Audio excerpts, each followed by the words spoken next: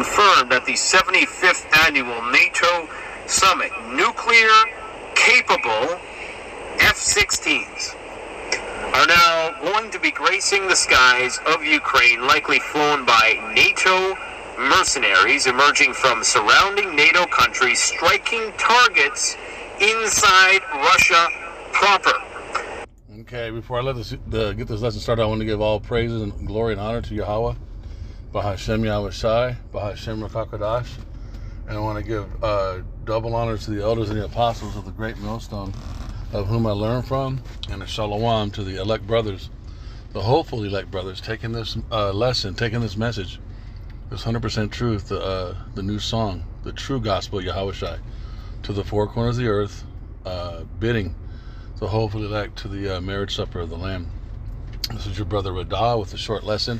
I just want to go into showing, this is a brother, I don't know this brother's name. I listen to his channel all the time. Him and the other brother that does Saints of New Jersey too. They have edified me over the years, man. And I'm just laying backing off of his message. And I was listening to this right now, having lunch.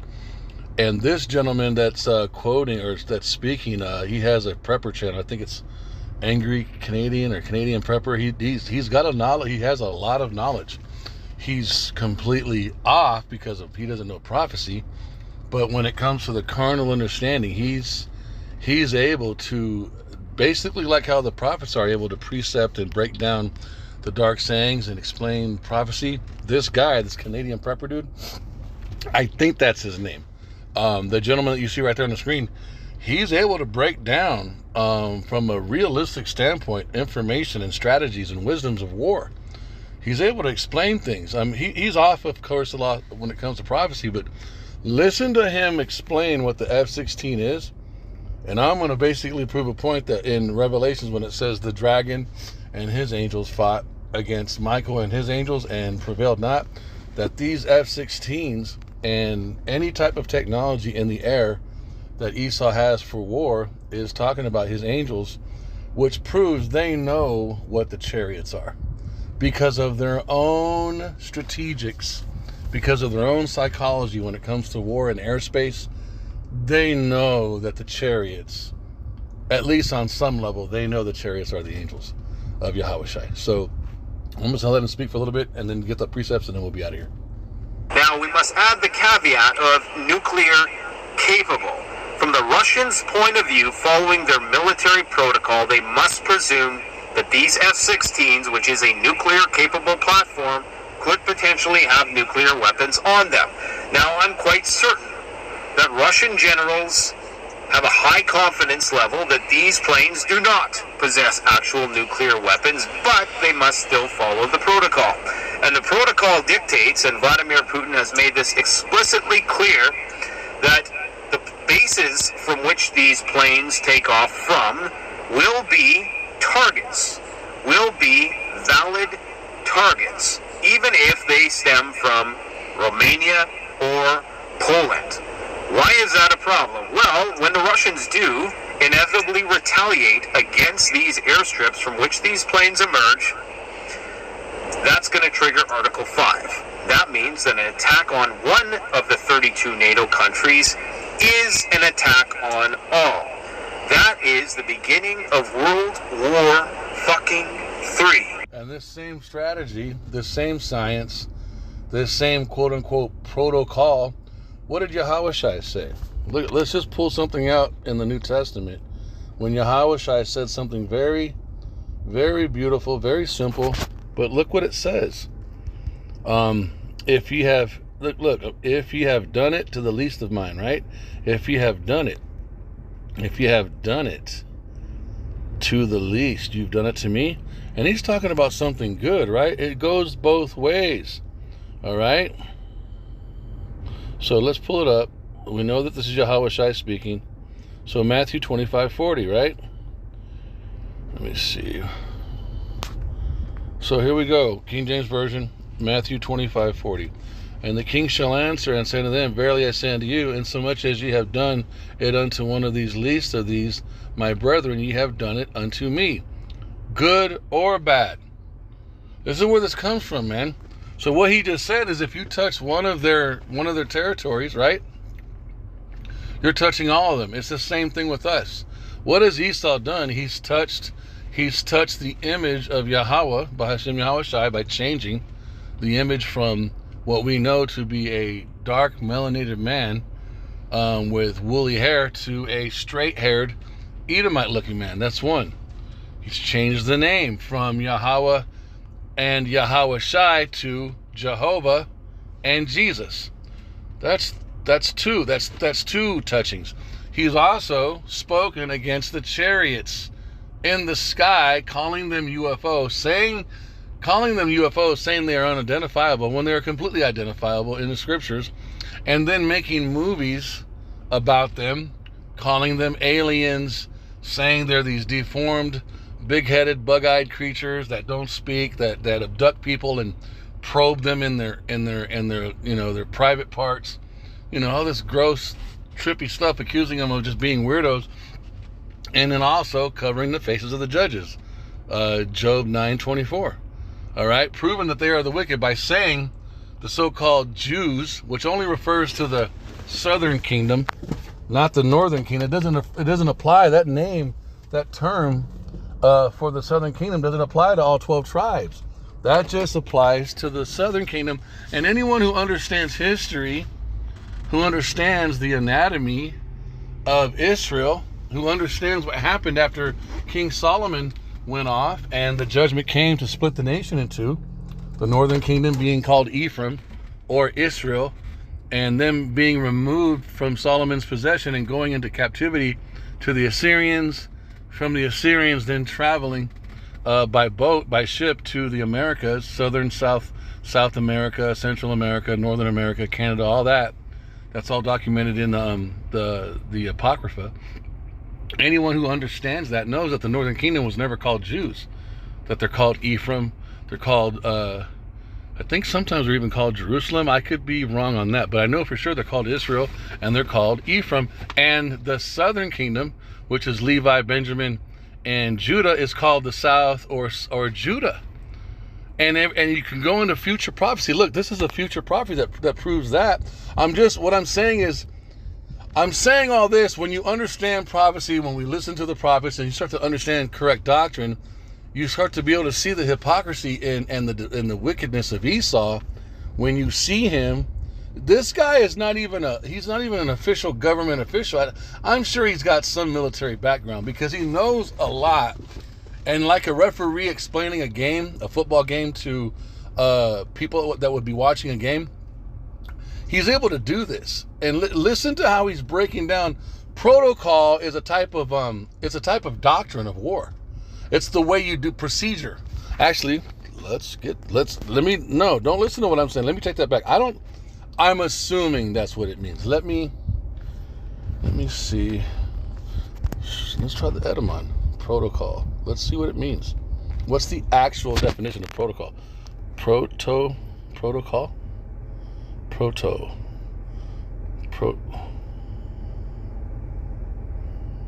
So, I believe, is that it? Protocol. Let me make sure I'm spelling this right.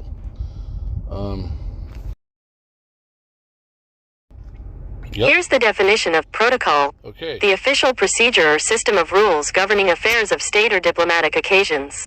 Okay, so it's a governmental type doctrine of how you go about doing things. In this case, war. The protocols of war, right? Which we know that Esau is a wicked man, and so he tries to appear like he's righteous. That goes into Wisdom of Solomon, chapter 2, when the strength of law would be his righteousness, but it's actually wicked. It's wicked decrees. So it gives him the appearance of being a righteous man, as he basically, and through peace, he brings about destruction, right? He acts like he's there for peace. Oh, democracy, we're here to help you, but they're taking your resources. Everybody knows that now. They're beginning to. So protocol is the official procedure or system of rules. And that's what this gentleman is going into. Let's see what it says. Draft of a document, minutes of a transaction or negotiation, original of any writing. Draft, literally the first sheet of a volume, from Greek, first sheet glued onto a manuscript. Okay. So it's going into a set of rules. I like this one better.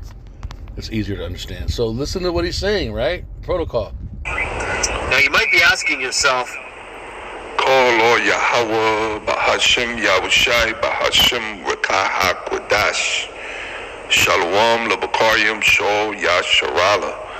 I want to give double honors to my apostles and the elders of Great Millstone. Shalom to the old elect out there and the elect lady and your children. I didn't want to cut him off. A lot of respect for that brother and his partner. I like this camp a lot. So again, going into protocol, so we can see just in this little snippet of what this gentleman is saying right here. Let's run it back. it's confirmed that the 75th annual NATO summit, nuclear capable F-16s are now going to be gracing the skies of Ukraine, likely flown by NATO mercenaries emerging from surrounding NATO countries. So they're familiar with the aircraft, and they have an idea of who's inside of the aircraft. Keep that in mind. Okay, what did Yahweh Shai say? You hypocrites, you can discern the sky and can tell when it's going to be a storm, but you can't discern the times. So they can tell and they can know, oh, this is an aircraft that's made for war, and we know who's in it. But all of a sudden, they don't understand. They can't figure out what the chariots are, the aircraft that they're claiming to be unidentifiable objects, the aircraft that they're saying are what, UAPs, whatever that means. Can't remember what it means, but the hypocrisy and the wickedness of all this man has done is war, right? He's got a protocol for airspace. You cannot just show up in anyone's airspace uninvited, unannounced, right? What do the chariots do? What do the UFOs do? They show up anywhere and everywhere, unannounced. They never crash into another moving aircraft. There's all kinds of airplanes, you guys, on different courses, communicating with air traffic control all around the globe. And you got to have a path set out for you. Why? So you don't run into another plane at 500 miles an hour, 40,000 feet up in the air. Because there's a ton of planes just moving all over the place. So someone has to map out for you a path that ensures you will not collide with another aircraft.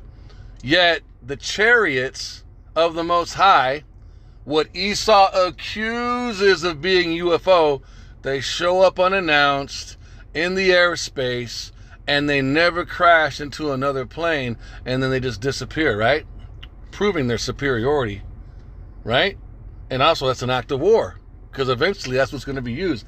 I'm showing you the hypocrisy of Esau by this guy breaking down these F-16s, and then I'm applying it to, if they understand that an F-16 is an act of war, that it's a threat, that it's got capacities and capabilities, and that specific types of races of people or specific types of men connected to certain specific organizations are only operating these high-powered, very expensive, designed for war type aircraft, then you can best believe you can apply that same doctrine. You can apply that same strategy and knowledge to the UFOs, yet they don't say it. Esau snitching on himself. I'm going to let it play. Targets inside Russia proper. Now, we must add the caveat of nuclear capable. From the Russians' point of view, following their military protocol, they must presume that these F-16s, which is a nuclear-capable platform, could potentially have nuclear weapons on them. Now, I'm quite... Did you hear what he said? Because of their protocol, they must presume that these types of aircraft that are designed for war, they're not designed for rescue. An F-16 is not made to come into an area and pick people up and take them out. It's got one functionality and one functionality only. It's a flying sword, you guys. It's a sword with fucking wings. It is a killing machine. That's what it is. It's a flying fucking AR-15 for those of you with small brains that don't want to accept this. That's what it is. It's a fucking murder weapon with wings. That's what it is. Well, if they can see this on a physical weapon, if they can see this on a physical machine, don't you think they're not thinking the same thing when they see the chariots? The elite see the chariots, and their reaction to the chariots is this same protocol. It's an act of war. They're preparing for war, yet they're telling the people, oh, we don't know what these are. Yet the whole time they're digging $1 trillion underground bunkers because they're going to try to fight these things. I'm letting them speak. Certain that Russian generals have a high confidence level that these planes do not possess actual nuclear weapons, but they must still follow the protocol.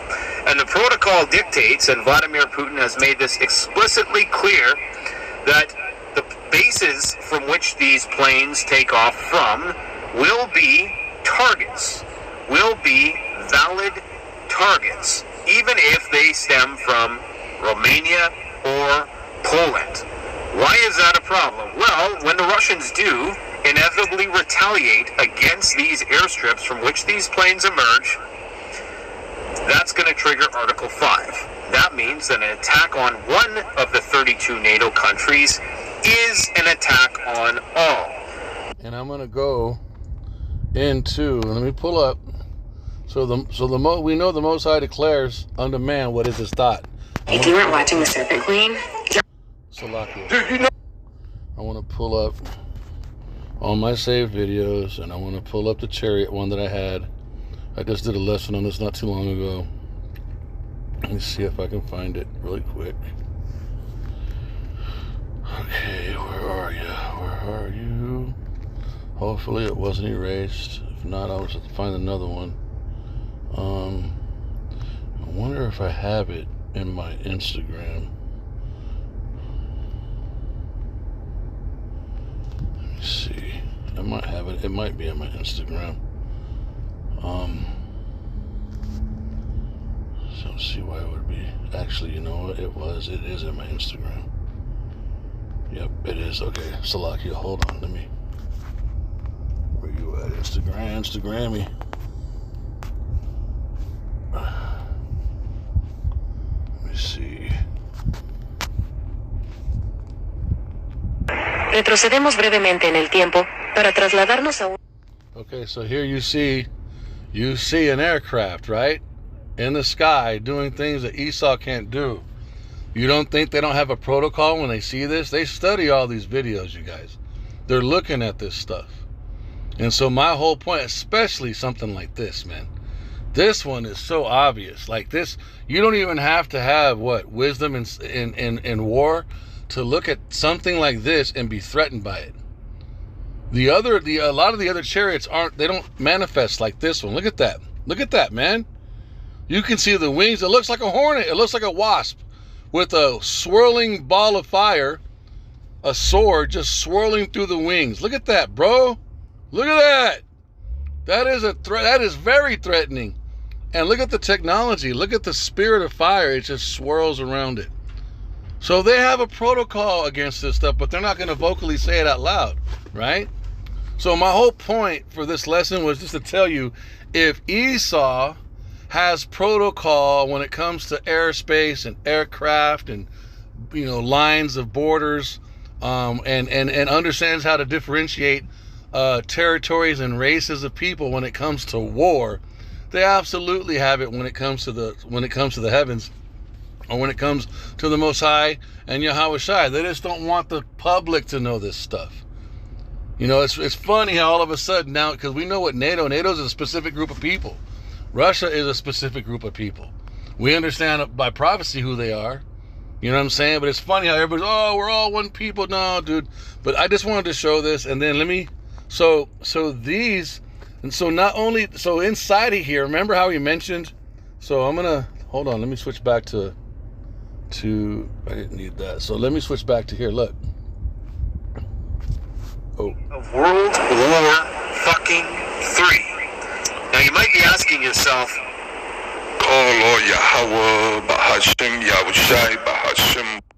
confirmed that the 75th annual NATO summit, nuclear capable F-16s are now going to be gracing the skies of Ukraine, likely flown by NATO mercenaries emerging from surrounding NATO countries, striking targets inside Russia proper.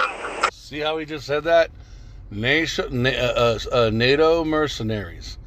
The types of creatures, types of people, types of men inside of those NATO. And I think somewhere later in the lesson, he says too, because of the uniqueness of the F-116 or the F-16, that Russia understands that only certain types of men know how to fly these aircraft because of the technology, because of the way they're designed. That there's only so Putin and Russia, his guys, they understand this, right? So you're telling me that doesn't apply to this? Who can fly something like this? Think about it. It's not just a random person. It's that you take the same shit that they're saying down here on the ground, and then now you look up in the sky and think, okay, we're different. We're civilians, right? We don't have military, and we don't, conquer other countries. But Esau does. So what do you think Esau's thinking and protocoling when he's looking at something like this? What do you think? It's the same thing. Who's in there? Who can fly something like this? What quote unquote NATO is this from? This is from the Most High. It's not from fucking Mars. This is Yahweh Shai. This is the host, Yahweh of hosts. These are the armies of Yahweh. And so only someone on the right hand or on the left hand of Yahweh could operate something like this. Only someone on the right hand or left hand of Yahweh is skilled and trained to operate something like, to go in and out of dimensions. You got to have a different kind of body even to be inside of one of these things, right? So they know what these are. A lot of them do. The higher up you go, they know what these are. Look at that, bro. Look at the flame just going through the wings and then circulating his body. So I just wanted to, so let me, and then let me show you this. Let me pull the precept. And inside of those chariots are the hosts, right? He declareth.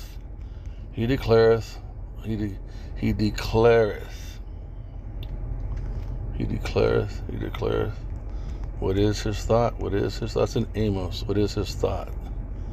He declareth unto man, what is his thought? Yep. Okay.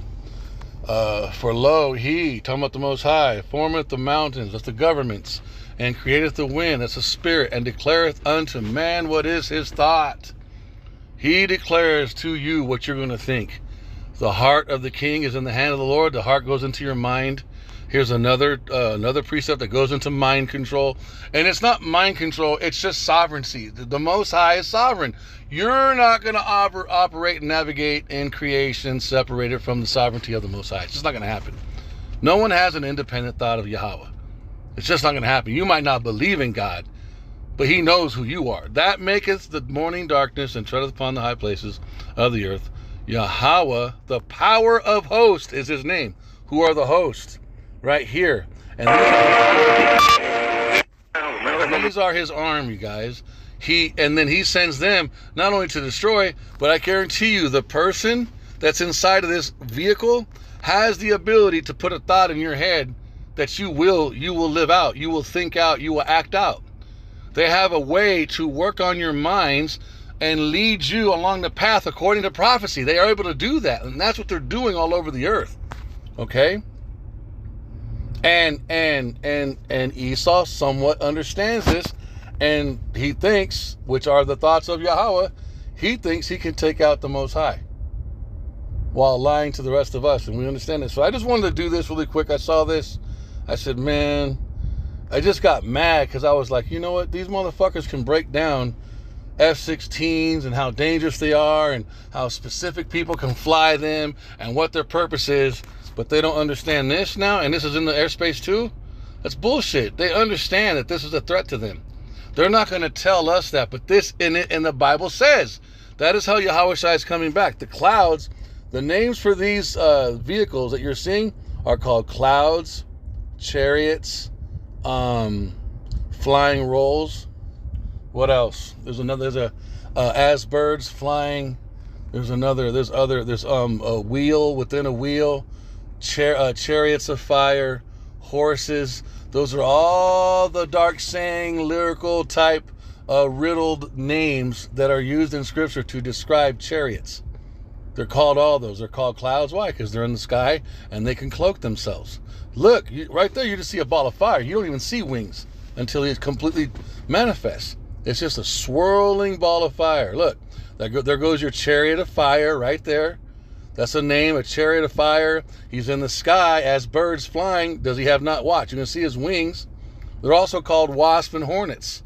Doesn't it look like it's, look, you could almost see it looks like it has a tail behind it. So you see chariot of fire. You see a wheel within a wheel. You see it it's in the sky where the clouds are, right? It's living up to all of those spiritual nickname descriptions. And it's in the airspace without telling Esau, and it's not going to wreck into another plane, and this is going to disappear. They have, which there's a precept that they walk upon the wings of the wind. They have superiority. They have superiority in the air. So I just wanted to do that off of what this guy was saying. Now we must add the caveat of nuclear capable. From the Russians' point of view, following their military protocol, And what is nuclear? It's fire, right? Nuclear creates fire, so fire capable. Fire destroys, fire burns, fire devours, and Esau has figured out a way to harness fire. Let's get the precepts. I got to tie this all together because they're fucking hypocrites, man. So look, he calls fire. He calls fire out of heaven in the sight of men. He calls fire out of heaven in the sight of men. Let's just do that. Revelations, yes. Let me see, oh man, so hold on. He calls fire. He calls fire down. He calls fire down from heaven in the sight of men. In the sight. Let's see if that does it. Okay, that is 13. Come on, not Elijah, but the beast. Let me see. I don't like this. Screw it, I'll get it. Okay, so Revelations 13:13. So he doth great wonders, so that he make fire come down from heaven on the earth in the sight of men. And this is in Revelations. Let's pull it up more in the blue letter. Revelations 13:13. And this is talking about Esau in the future. Well, he did it with Hiroshima. He's done it with his DEW weapons. He just recently did it in Hawaii not too long ago with the fire coming down. And people don't believe that he has that kind of technology, but he does. Okay. So the beast from the earth is talking about the EU, NATO, America. It's all talking about the dragon. It's the revised Roman Empire system that is operated or ruled by the Edomites. It does involve other nations. Other members of other nations, heads of other nations have sold themselves, and that's them being drunk on the wine of the whore. They're committing fornications with her, and they've united with him, but he's the one that sits on the top. And I beheld another beast coming up out of the earth, and he had 2 horns like a lamb, and he spake as a dragon, and he exercises all the power of the first beast. So it's talking about the revised Roman Empire, which is America, and causeth the earth and them which dwell therein to worship the first beast, because in America we have all the Roman systems, the way we do court, the way they set their court up. The Republicans and the Democrats are the plebeians. What the fuck was it called? The plebeians? The 2 sections of the Roman Empire. Let me see if it pulls it up. No, the plebeian. Am I saying it right? Yeah, I'm butchering it. The plebeians were the common working class. Okay, and then you had something else. There was a counter, right? The plebeians. In ancient Rome, the plebeians or plebs were the general body of the free Roman citizens who were not partisans as determined by the census. So basically the what I'm saying is the Republicans and the Democrats come from that same, they're just different names, but it's the same thing as the Roman. Everything is done in America the way they did in Rome. Okay? So, and this right here, this section of Revelations is talking about America, which is this little horn, which is the revised Roman Empire. Okay? And he exercises all the power of the first beast before him, and causeth the earth and them which dwell thereon to worship the first beast, whose deadly wound was healed. And he doth great wonders, so that he maketh fire come down from heaven on the earth in the sight of men. And that's what he did during World War II. Okay, so here you see. Oh, nice, it went away. And now we got to get it again. So here you have it. You see fire, right? So the same thing, you see fire literally on and in and being mastered by this aircraft that has somebody in it. Okay, now take that same understanding, right? Even on a carnal level, they get it, you guys. Look, they must presume that these F-16s, which is a new caveat of nuclear capable, from the Russian fire capable, because that's what nuclear is. Point of view, following their military protocol, they must presume that these F-16s, which is a nuclear capable platform, could potentially have nuclear weapons on them. Now, which means fire, right? Fire and destruction. Well, what do you think they're thinking when they're looking at something like this? You see fire, you see wings, you see it swirling around, and then when it takes its form, you know this is a form of intelligence, and there's somebody inside of there flying that thing. What is he? Who is he? He's not what they've been telling you guys. There's not a big head, deformed, ugly-looking, creepy-looking, gray-skinned, white-skinned, deformed creature inside of there, bro. There's an angel inside of that. There is a left-handed or a right-handed angel inside of that thing that's taking directions from Yahushua to show himself like this, to get on camera so it could be one of many manifestations on camera so that the elect can look and see what's coming to get their ass while they continue to blaspheme and lie. Okay, I'm done with the lesson. I hope this was edifying. I know I was all over the place, but remember, the Most High controls the minds of men. He uses his chariots. He uses his hosts in the chariots. And the way this guy right here is talking about Russia's knowledge on who is in the F-16s and the uniqueness of what the F-16 was designed for, that based on their protocols, they can assume this, and this and be right.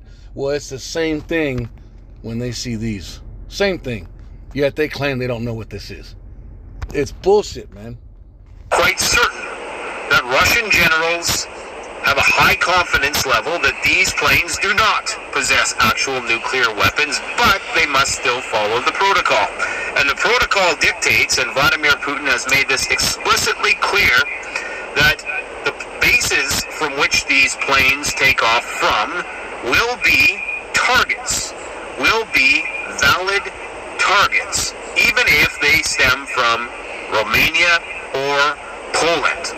Why is that a problem? Well, when the... And so with that, so I'm going to say Esau's protocols of war prove that he knows what the chariots are. That's what I'm going to name the lesson. I want to give all praises and glory to Yahweh, by Hashem Yahweh Shai, by Hashem Rakakodash, and I want to give double honors to the elders and apostles of the great millstone, of whom I learned from, and a shalom to the brothers taking this truth to the four corners of the earth. This is your brother Radah. Shalom.